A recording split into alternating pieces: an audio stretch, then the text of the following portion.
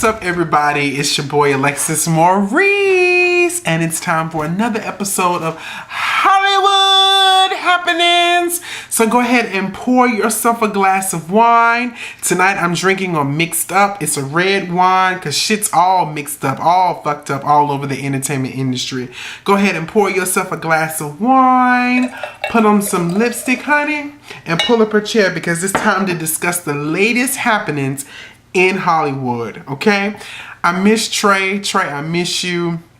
You guys know that Trei's gone back to Atlanta. The original Tasha Mack, she's home doing her motherly duty, so they weren't able to come out and play with me tonight, but it's so much going on that I had to just go ahead and chop it up with you guys. So let's go ahead and get it started. Let me take a sip of this wine first, honey. Ooh, so good. And of course, the lip balm for tonight, the lip balm of choice for tonight is Absolute Q10, honey. So y'all go ahead and get your chairs pulled up so we can go ahead and get started tonight. First of all, my Twitter was blowing up today. Facebook was blowing up today. Instagram was blowing up today.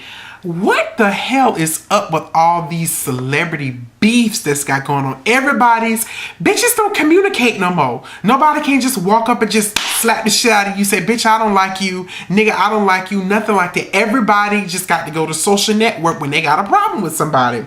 So apparently, the beef today was with TeyanaTaylor and Rihanna. So this is the scoop. This is the skinny, honey. So apparently 2 weeks ago, TeyanaTaylor put up a video of her singing Anita Baker's Caught in the Rapture. So apparently earlier this morning, Rihanna's hairstylist, I think his name is Yusuf or something like that, he put up a video in a weave or whatever, him kind of singing the same song that Tiana sung or whatever. And apparently that actually sparked it all. So Tiana goes to Twitter and she says, "Don't play with me, Riri. Fuck all that industry shit. You and I know each other very well. Throwing subs for what? You got my number. Don't show off." Or whatever. So of course you guys know that all the Rihanna fans are called the Navy, or they call the Navies or something like that, or whatever. And Tiana was, they fired off at her or whatever. Don't be talking to Riri like that. Don't be don't be talking to Riri like that. They fired back off at Rihanna. Rihanna fans fired back off at TeyanaTaylor, and basically Tiana tweeted this. She said, "Y'all could bully everyone else and get away with that shit, but that shit ain't gonna work over here. So y'all can miss me with all that Navy shit." That's what the hell I'm talking about. TeyanaTaylor. TeyanaTaylor said, "Bitch, ain't nobody got time for all this shit. I'm from the hood," or whatever. You got something to say, you say it to me, and it just all fell. All the shit hit the fan. Everything just blew completely out of proportion after that particular point. So Rihanna tweets, she says, "Screaming in an empty room, don't feed the animal." You so shady, bitch. You shady for that one. "Don't feed the animals," or whatever. And then Rihanna then posts a picture of her net worth, which is $90 million, and TeyanaTaylor's net worth, which is $500 million. Rihanna, honey, you are shady. Obviously, you didn't tweet as much as TeyanaTaylor tweeted, but honey, the tweets that you came and you slayed, bitch. You slayed with. You put up my net worth, your net worth. Bitch, you be the judge or whatever. But honey, TeyanaTaylor said she was not backing down to Rihanna foolishness because she went ahead and posted a picture of Rihanna when Chris Brown beat her ass. Y'all remember when Chris Brown had beat up Rihanna or whatever, and she was looking like a swollen monkey and all that kind of shit like that with her bust out. I'm not here for domestic violence. But TeyanaTaylor, honey, you slayed when you did that. You put that picture of Rihanna up. So apparently both of them have those as their AVs on Twitter or something of that particular nature. My thing is, y'all too grown for this. It's humorous, don't get me wrong. I'm not one to make fun of domestic violence or whatever, but shit's funny. I'm going to be 100% honest with you. And then Tiana goes and says this, and she says $90 million and 90 million niggas diving in that box. honey, TeyanaTaylor was not playing with Rihanna ass today. Basically, she said, you know, niggas be in and out the box. You know, the box, the box, the box, the box, the cootie, the coochie cat, coochie, the pussy, the punani, whatever you want to call it. Or whatever. 90 million niggas be riding up in that stuff. All I got to say is this, y'all. Y'all too old for this. Y'all are entirely too old to be going back and forth with each other on Twitter. Both of y'all bitches get money. I'm trying to get what, you know, trying to get where y'all at. Bitch, do I need to start a damn Twitter war with y'all? Because if I need to start one just to get some fame, honey, let me go ahead and do it. Or whatever. But speaking of fame, so, you know, MichelleWilliams has her new song out, Fired, or whatever. It has a kind of nice little feel to it, a little beat to it. So apparently today, an Instagram follower posted some stuff on MichelleWilliams' picture on Instagram. So MichelleWilliams took to Twitter and she said, ha ha ha, someone just posted the most stupidest comment on Instagram. They said I'm in the Illuminati because I have on black and white. Like, seriously, black and white puts you in the Illuminati now? So, the dumbass girl who made the comment, she called herself Miss Lil Mimi, ghetto, some ghetto shit. She goes on and says, what happened to singing gospel? This is on MichelleWilliams' post, Instagram post now. What happened to singing gospel? Are you Illuminati now with all that black and white on? Shaking my head. Money ain't worth selling your soul. I had mad respect for you. So this is what Michelle posts back to her. Ma'am, that is the most silliest thing I have read in ages. Dumb.com. Yes, Michelle. Or whatever. Now, what you really want to say, because we know you say sanctified and filled with the Holy Ghost, Michelle, so you can't say what you want to say, but I'm going to say it for you. Basically, she was like, ma'am, replace man with bitch. This is the dumbest ass thing I have read in my age, in all my ages. Yo, dumbass.com. But then Michelle goes on to say this. P.S. The song is gospel in capital letters. It blatantly tells a Bible story in the second verse, but maybe your hearing aid isn't working for you or you just can't hear at all. Have your facts together before you ever come for me again. I will read you until Jesus comes. Honey, not when John the Baptist comes, not when Mary comes, not when Judas old betraying ass come or whatever. He want to go spill the beans and, you know, all kind of shit like that. But until Jesus come, honey, these girls are slaying on these social networks today. But my thing is, like I said earlier, y'all, if you got problems with people, say it to each other's face. Ain't nobody got time for that back and forth and that back and forth on social networkings. And then we all see each other in public. Everybody be like, hey, honey, TeyanaTaylor's camp said none of that shit is happening. She is slapping Riri ass on Slight. Bam, pop her ass in the damn eye, in the neck, punch her in the neck, poach her in the neck. Whatever the hell she gonna do, TeyanaTaylor ass is gonna cut that ass, Riri. So you might as well go ahead and get it together. Them Navy fans ain't gonna be able to save your ass when TeyanaTaylor finds you, because like she said, she's slapping your ass on sight. But Michelle seems to be getting into all these little Twitter beefs or whatever lately. She done got into it with Keisha Cole, but they had them squashed that. We had told y'all that on the other episode of Hollywood Happenings. Speaking of drama on social networkings, but this isn't necessarily social network. So you guys know the Real Housewives of Atlanta is coming back in November of this year. So I don't know if you've seen it yet, but there's a very short clip, like a little trailer clip of the Real Housewives of Atlanta that's circulating right now. And what's basically happening is, it's not the full super trailer that they always do. It's just like a little short clip. So Porsha, you know, she's back. And she's, you know, she got her second year contract with the Real Housewives of Atlanta. Like I said, being that you divorced Kordell, now your ass is going to have a real story this season because we want to see the aftermath and everything. But in the clip, she's basically suggesting, she's insinuating, she's implying that her husband, Mr. Kordell Stewart, just wasn't that into you, honey. He apparently he just wasn't that into her because she was making little comments like he doesn't want to touch me and all kind of stuff like that. So you know what she's trying to say, right? I ain't the one to gossip, but you ain't hear this from me. Miss Porsha's trying to say her husband's gay, honey, but the streets have been talking a long time ago that Kordell was gay, that he liked to have same-sex sex with men, and he liked to have gay sex with men in the parks and like them to suck on his cock and stuff like that out there down to the park and all that kind of stuff like that. But Kordell is not just sitting around and he's just not taking what Porsha has to say. This is what he said earlier today. It was reported on straightfromtheA.com. and I quote, "I am very ashamed of my wife for saying something like that she knows is not true at all, does she?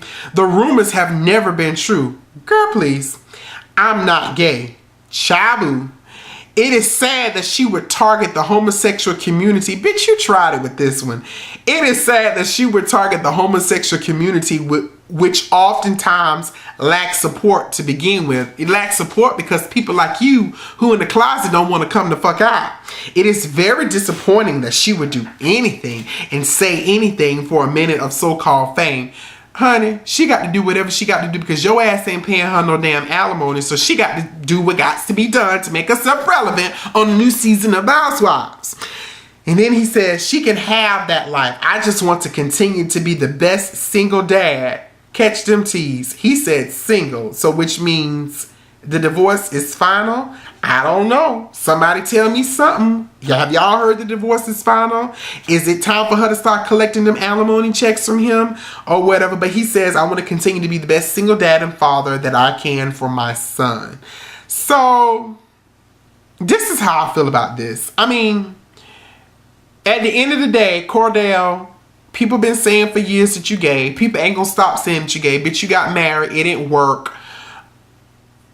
I'm just saying, if you got to come on out the closet, come on out the closet. But I kind of have to agree with him just a little bit. Like, I don't think it was necessarily cool for Porsha to come out and try to make those comments. Like, you already got your second season or whatever. Depending on how you do the season, it's going to be dependent on if Andy invites your ass to come back next season or whatever. I mean, I will admit I'm interested to see what's going to go on and what's going to happen with you. But at the same time, you ain't got to trash your dude just to do that. I hate when people do that. I hate when people break up with their boyfriends or their girlfriends. Then everybody, they want to start pointing out all these faults and they want to put their ass on blast. And bitch, you ain't never cleaned the house. And ho, you ain't never sucked my dick. And bitch, you ain't never eat the box. And all kind of stuff like that. Or you broke or whatever. Your credit bad. To be honest with you, your ass shouldn't even been with them in the first place if you know all those things. The Bible says you got to be equally yoked, okay? That's all I'm saying. But, you know, Porsha, you ain't got to do all that just to remain relevant. Like, girl, we like you. You cute. You fun. You dingy. And all that stuff. And so you don't have to blast your man and put him on blast because he ain't want you. At the end of the day, he just may not be that into you. That's all I'm saying. Or whatever. But Real Housewives of Atlanta comes back on in November. So guys, let's make sure that you stay let's stay open and look on the lookout for that or whatever, because I have a strong feeling that this season is actually going to be pretty good, especially considering that, you know, we heard that Brandon and Apollo got into that little gay fight. I mean, excuse me, they got into a fight down there in Atlanta or whatever. Some other story that made news today was LamarOdom's father.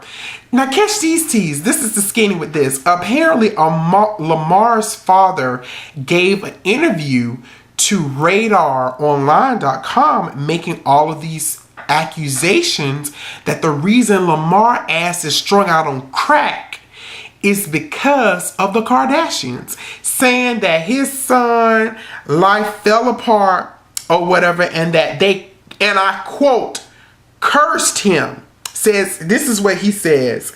Joe, who is a self-proclaimed past drug addict who is now clean, girl, says his son's curse started when he married the 29-year-old reality star.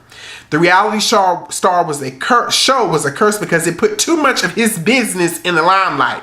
That show messed him up because, to me, his basketball should come first. As long as some coins come in, you want to support whatever you can support. Honey, I ain't mad at you.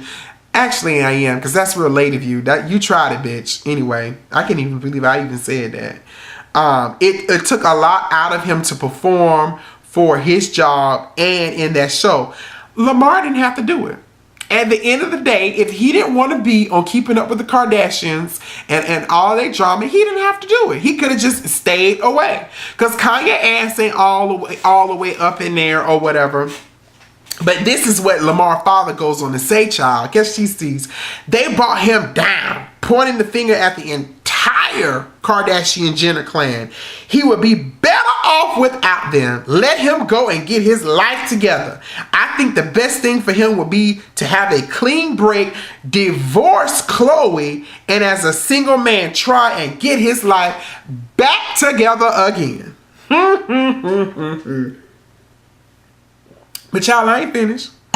He goes on and says to vilify Khloe, whom he calls controlling, and her mother Kris, whom he just blatantly, just outright, just boldly call her evil bitch. Bitch, you tried it. You tried it. These people, or whatever. And the good, okay, I can say so much about the Kardashians. I really can.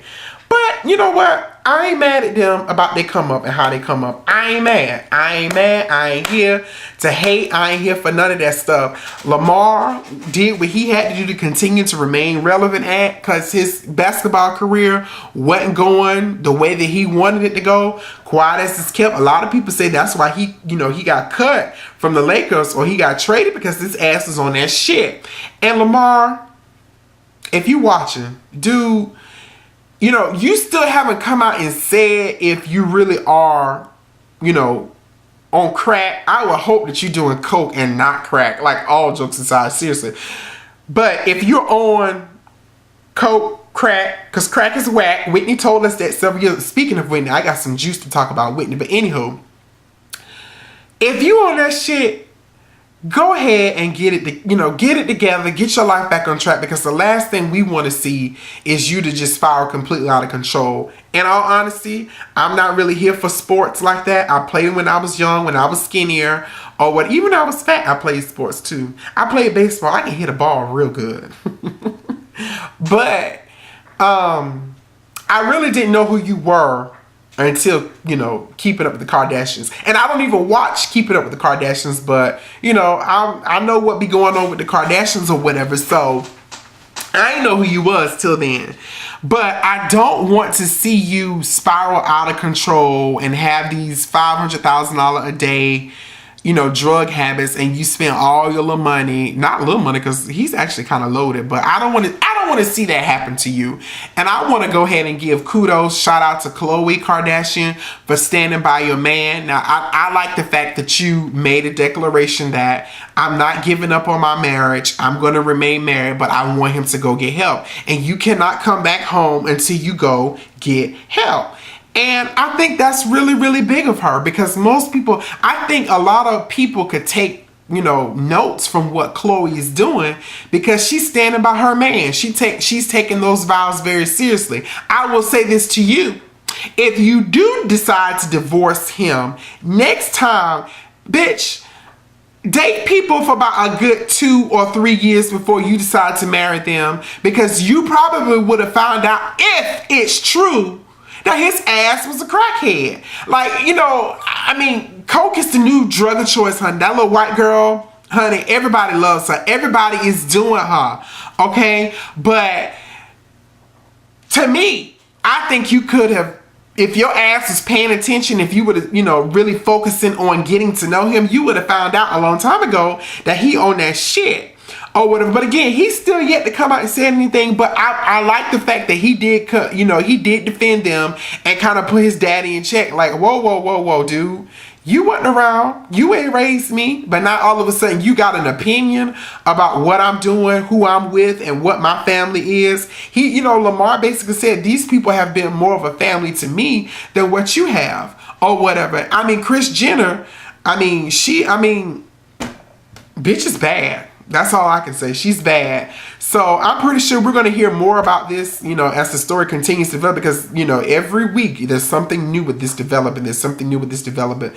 But Lamar, go ahead and get yourself together, boo. Your wife is waiting for you. Give up that shit. Fuck that shit, ho. Fuck that shit, ho. Just go ahead and give it up, child. I'm hot as hell.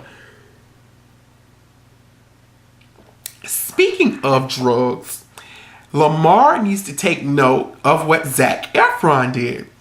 So we found out last week that ZachEfron actually was in rehab early this year. And from my understanding, this is not the first time that he's actually been in rehab. Now, the streets are saying that, you guys remember Zach. Zach is the one from Hairspray. He was the little fat girl's love interest or whatever, with the little dreamy eyes and all kind of stuff like that. He's gone on to do some other things. I think that movie, The Neighbors, or whatever. But that's around the time that he started using drugs, cocaine, heavily. He was coming up late to the set, if he was showing up at all, partying, going to these little raves, going to these clubs, all kind of stuff like that.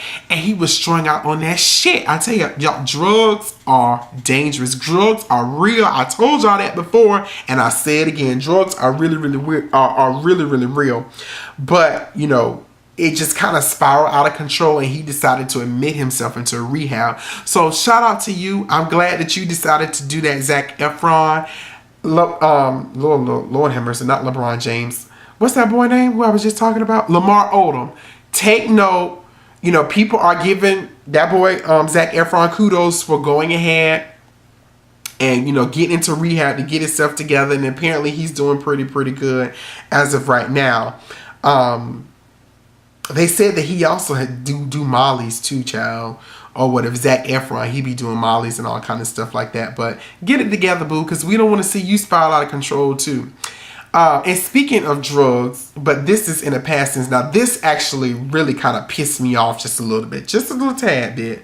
So apparently, you guys remember Whitney Houston, rest in peace, God, I love you, Whitney, died back in February 2012. So it's come to the forefront that the police sergeant who was, kind of leading the investigation, or who was, on the scene, where they found her at the Beverly Hotel, actually kind of made some inappropriate comments about Whitney Houston's body. So apparently this detective by the name of Terry Nuttall looked under the sheet that covered Whitney's body. And let me tell you what this son of a bitch said. He's like, damn, she's still looking good, huh? Or whatever. So he was like making these little inappropriate comments and jokes. And apparently one of the officers felt that this is not the time nor the place. This is not the time nor the place for you to be making comments about Mrs. Houston, who's dead to the ground over here, and we don't know why, or whatever. So apparently that officer filed a complaint, against the detective who made those inappropriate comments. And from my understanding, I get the guy who, Brian Weir, I think that's his name, was the one who was there when the sergeant was actually making those comments, felt some type of way, and so now he's decided to come forward, or he filed a complaint, or whatever the case may be. And you guys know Whitney Houston's death was ruled as an accidental drowning with heart disease and cocaine in her system. That all contributed to why she actually died. But they say, I ain't the one to gossip, but they say, the streets say, that Ray J was there and he heard some of the comments that the guy was making, and he was feeling some type of way about it, and that's the reason, like, he was spazzing out and all kind of shit like that, and motherfucker this, and all these people had to restrain him, because little Ray J, honey, he got that Hogan in him, and he just got distraught. Like, bitch, you ain't gonna be talking about my boo like that. But if the guy was saying that, I probably would feel some type of way or two, know, that's Whitney Houston. You don't talk about Whitney like that. I think it's disrespectful for you to really talk about or talk over a dead corpse. A lot of times I think we do sometimes make jokes about people, you know, the things that they did when they, you know, after they die. And it's just all about reminiscing and, you know, going back and remembering all the good times. But bitch, that was Whitney. Don't talk about her like that. Like, all jokes aside, you don't do that. That is so disrespectful. I mean, I know her cooch was probably, you know, her box was probably cute and shaved or whatever. She was never really one to have a lot of titties or whatever. I think I got bigger tits than what Whitney does. But at the end of the day, don't be coming for her like that. Don't be coming for her like that. Let her rest in peace. Don't be talking about Whitney Houston like that. And since we talking about music, did y'all catch that picture of Kanye West, Diddy, and Oprah, Lady O, this past weekend? At the little party, they was down to the party, child, having a good old time. And Miss Oprah, she's out with her sequin vest or whatever. She's chilling on the couch with all the big bills. I don't know about you. That was a powerful picture. It really was. And I'm glad that we get to see Oprah in a more social and human setting. You know, for so long, she was doing the Oprah Winfrey Show. And, you know, she just didn't have time. I ain't got time to be going around playing with all these kids and playing with all these people. But ever since it's over and she's been focusing on her network and building her network, we've been seeing a lot of Lady O. And I like to actually see Oprah out and about. She was chilling on the couch with Diddy to her left and then Kanye to her right, or Kanye to her right and Diddy to her left. And then you had Kim Kardashian ass somewhere over there on the side. But most of the pictures, they cropped her ass out. But, you know, I thought it was kind of cool just to see Oprah, especially when she's had such a tumultuous past, you know, with hip hop, you know, hip hop artists, you know, because she's not, you know, one to like the use of the word bitch and all kind of stuff like that, and degrading women and, you know, talking about the drugs and stuff. But we're really getting to see a different side of Lady O, and I appreciate it. Like, she did the little next chapter with 50 Cent or whatever. She did the other thing that she masterclass with Jay-Z. She's chilling with Diddy. She's chilling with Kanye. Child, the next thing we know, Oprah gonna be chilling with Nicki Minaj, Lil Kim, and Foxy Brown. She gonna have all them hoes over to her house. Rihanna, Beyonce. You know, I like this side of Oprah. It makes her seem a little bit more real. She's cutting jokes. She's making TV appearances. Those of y'all who know Oprah ain't had time for none of that shit throughout the years. She had to focus on doing her, and that's what made her the most successful person that, you know, in the entertainment business that there is now. So kudos to you. I just had to mention that. It's a hot picture though. And last but not least, of course, the Emmy Awards, Primetime Emmy Awards, was this past Sunday. I didn't really catch it. It was the 65th Primetime Emmy Awards. I really didn't catch all of it. I caught it from the point where Kerry Washington was presented with Diane Carroll or whatever. Some of the winners, some of the highlights: outstanding drama series, Breaking Bad from AMC. Actor in a drama series, Jeff Daniels, The Newsroom. Actress in a drama series, Claire Danes, Homeland, which is on Showtime. So this is where the upset actually came in, because a lot of people felt that Kerry Washington should have won that award. You know, people took to Twitter, they were upset. Shonda Rhimes, you know, she was basically said, "Pound gladiators don't cry. I'm gonna pop me some popcorn, get me some wine, and do what I do." You know, Scandal is a phenomenal show. Not only is it a phenomenal show, the writing and the plot is good, but the people are watching, honey. All of us, America is here for Scandal. And Scandal comes back on in October, and I can't fucking wait. I cannot wait. But, you know, a lot of people were upset that, you know, she didn't win. And on top of that, Ellen Pompeo, I hope I said that correctly, from Grey's Anatomy, Meredith from Grey's Anatomy, apparently, you know, she also felt some type of way. Now, she made a comment, of course, about this year's Emmy Awards show. She said that she was really disappointed. And I quote, "I didn't see any diversity in the Emmys at all. The Emmys felt so dated to me," she said on the interview this past Monday. "The dance number was embarrassing. Did you see one person of color in that dance number?" I want to say that I did, but I'm not 100% sure. I want to say that there was one black guy. He was just You know, he was all over the place or whatever. But she goes on to say, you know, comparing the Emmys sort of kind of to Grey's Anatomy. And she says, I'm extremely proud of our very, very diverse cast. And if you didn't know, she's also married to a black guy. Oh, whatever. Very diverse cast, which represents the world that I walk around in every day. Grey's Anatomy starts its 10th season this Thursday on ABC.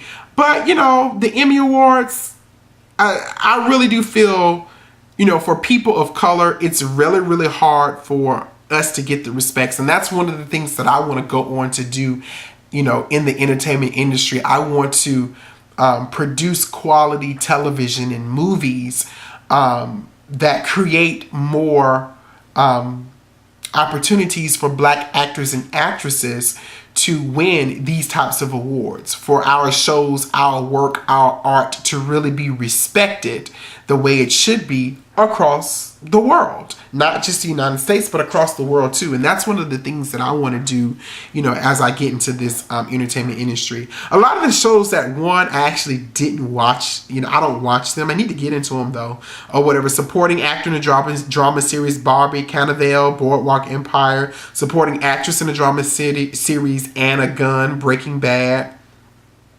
Best comedy series Modern Family on ABC. Sophia, I think it's Garo or Sophia Nagaro, whatever her name is. Honey, you slayed in that red dress. Yes, ma'am. Yes, God, honey, you slayed in that damn dress. Your tits were up. It was firm fitting. Your hair was nice.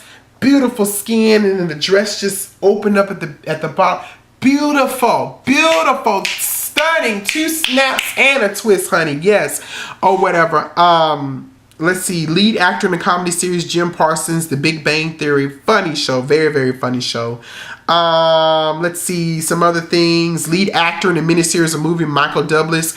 Behind the Candelabra, which is the biopic on Liberace. He won that, of course, for playing him or whatever. It was great. I mean, the movie, the Emmy Awards, they were okay. I would have to agree, it wasn't a lot of diversity, a lot of tribute to a lot of dead actors and actresses. I don't know if it was the year of death or whatever the case may be, but that's what it actually focused a lot on. But that was the Emmys this year, and I think that's all, guys. So I'm about to call it quits for the night. Go ahead and finish up your glass of wine. While you're finishing up your glass of wine, go ahead and follow me on Instagram and Twitter _ Alexis Maurice. Go ahead and go to Facebook, find and like our Facebook page for Hollywood Happenings. Search Hollywood Happenings. Myself and Trey, we're on there and we're looking.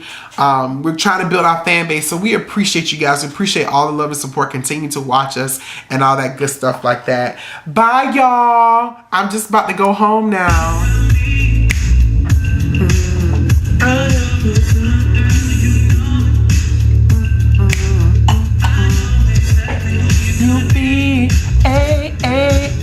Going on, we're going home.